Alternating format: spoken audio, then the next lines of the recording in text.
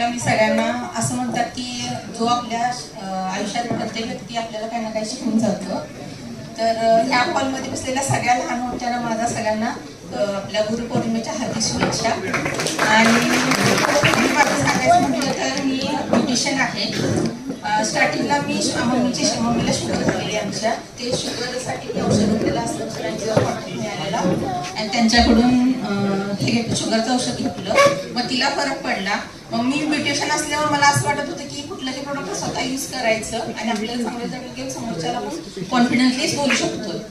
तर मी स्वतः अँटॉक्स टी चालू केलं आणि अँटॉक्स टीचा असा अनुभव होता की मला 2019ला कोरोना झालेला आणि कोरोना झाल्यानंतर मी थोडे पावसात भिजले किंवा पाण्यात काम केलं की मला छाती भरत होती. छाती भरली की कफ व्हायचा आणि तीन 4 महिने माझा खोकला जात नव्हता.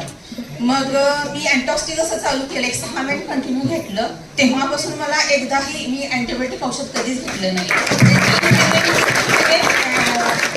टस्क्यू हे औषध 3-4 बॉटल्स होत होत्या, पण मला कधी खोकला कमी यायचा नाही आणि घरचे साईड घाबरायची की बाबा ह्याचा खोकला कमी यायचा का नाही, नेमकं काय झालंय. पण जसं मी अँटॉक्स टी चालू केला तसं माझ्या बाकीच्या पण प्रॉब्लेम कमी झाले. पण माझा मेन हा प्रॉब्लेम होता की मला खोकला जो येत होता तो कमी झाला. आता मी कितीही काही काम केलं तरी नाही. आणि माझं सकाळी 6 वाजल्यापासून संध्याकाळी 9-10 वाजेपर्यंत माझं शेड्यूल टाईट असते, कारण की ब्युटिशियन असल्यामुळे मला सगळं उभारून काम करणं हे जास्त असते. पण मी अजिबात थकत नाही, कारण की अँटॉक्स टीमुळे इतके एनर्जेटिक आपल्याला दिवस जातो की आपल्याला काही बाकीचं काही घ्यायची गरज पडत नाही. मग मी स्टार्टिंगला पहिल्या 2 वर्ष झाले मी जॉईन झाले. पण स्टार्टिंगला असं होतं की मी ते सुरुवातीला काम नाही केलं, पण नंतर थोड्या दिवसांनी जेव्हा मला स्वतःला रिझल्ट चांगला आला, आमच्या मम्मीला रिझल्ट चांगला आला, तेव्हा मी हे काम चालू केलं. चालू केल्यानंतर मला तेव्हा हिना मॅडमचा सपोर्ट चांगला मिळाला, असलम शेख सरांचा, सादिक शेख सरांचा, सुहास सरांचा. आपल्या समाजशास्त्र कॉलेजच्या जितके पण मेंबर आहेत, तुम्ही कोणालाही मदत मागा, असं नाही की आपले सिनियर आहेत त्यांना असं मी विचारा, असं काही नाही.